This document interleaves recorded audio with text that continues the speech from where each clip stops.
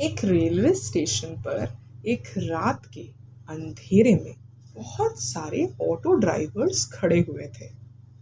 Traffic के साथ साथ ये ड्राइवर्स अपने पैसेंजर्स को उनके डेस्टिनेशन की ओर ले जाने का काम कर रहे थे।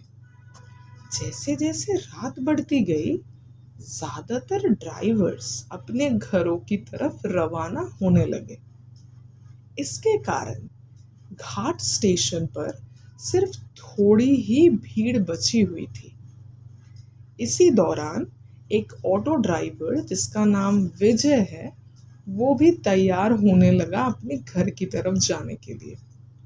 जैसे ही वो ड्राइव स्टार्ट करने गया, उसको याद आया कि अभी तो एक पैसेंजर ट्रेन आने को है।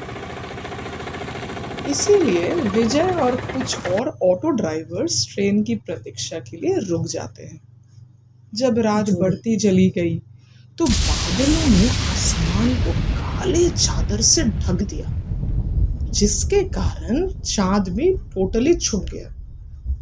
बादल गरजने लगे और बिजलियां चमकने लगी, जिसके चलते चलते पूरा स्टेशन अंधकार में बदल गया। जल्दी जल्दी पैसेंजर ट्रेन स्टेशन पे आती है और विजय का ध्यान ट्रेन से उतरती हुई एक लड़की की ओर जाता है। उसके कंधे पे एक छोटा सा बैग और हाथ में सूटकेस था। लड़की सीधे ही विजय के पास आती है और कहने लगती है, मुझे सीतापुर जाना है। विजय ने कहा, मैडम, बहुत देर रात हो चुकी है, इसीलिए आपको किराया 1000 रुपीज देना होगा।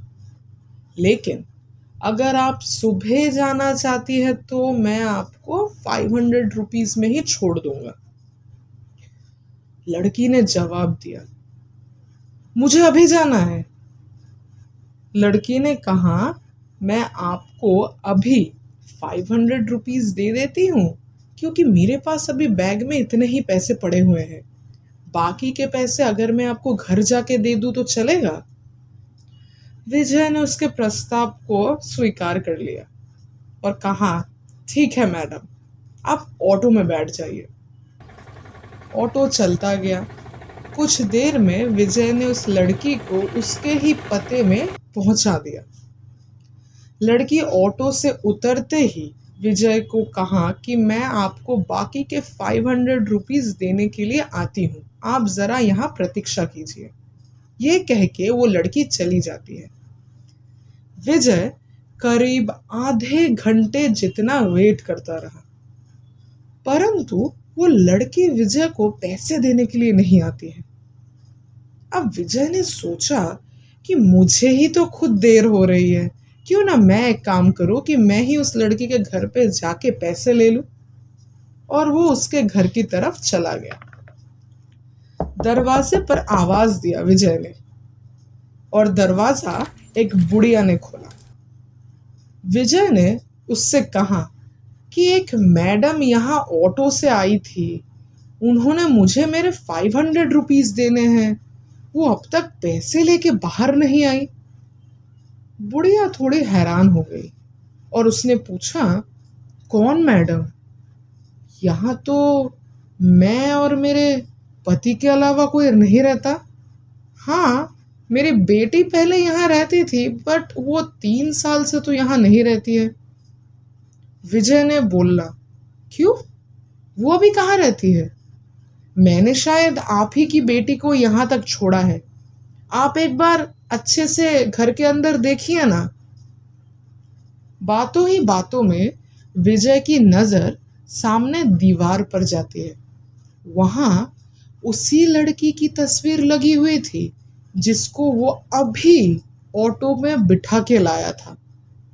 विजय ने उस बुढ़िया से पूछा, वो दीवार पर जिसकी तस्वीर है, क्या वो आपकी बेटी है? बुढ़िया ने जवाब दिया, हाँ, वही है मेरी बेटी। क्यों, क्या हुआ? आप ऐसे क्यों पूछ रहे हो? जवाब सुनते ही विजय बोल पड़ता है, अरे माता जी, मैंने कहा था ना कि मैं आपकी ही बेटी को घर छोड़ने के लिए आया हूं। यही तो मेरे साथ अभी ऑटो में बैठ के आई थी। अब आप जल्दी से मेरे पैसे दे दीजिए। देखिए, सुबह भी हो रही है, मैं कब से यहाँ पे खड़ा हूं। बुढ़िया ने दुखी मन से कहा, बेटा, ऐसा नहीं हो सकता। हाँ, ये जरूर है कि ये मेरी बेटी है, लेकिन 3 साल पहले ये ट्रेन के नीचे आके मर चुकी है। इसे तुम घर कैसे ला सकते हो? मुझे तो ये समझ में नहीं आ रहा। ये सुनते ही विजय के होश उड़ जाते हैं।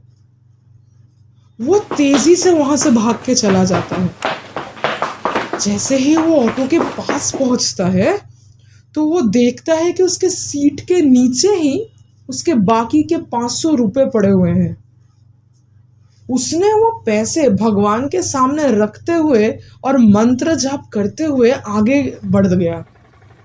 उसके मन में एक बात आई, आज तो सवारी बिठाने में और पैसेंजर ट्रेन के लालच में मेरी जान जाते जाते बच गई। उस दिन से विजय ने रात को ऑटो चलाना ही बंद कर दिया।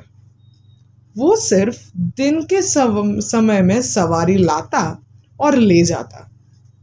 रात को वो घर पे आराम से सो जाता। इस कहानी से हम क्या सीखते हैं? दिन में काम करने के साथ ही रात को आराम करना भी जरूरी होता है। कभी कभी हमें ज्यादा लालच भी भारी पड़ सकता है। शुक्रिया। आशा करती हूँ आपको ये कहानी अच्छी लगी।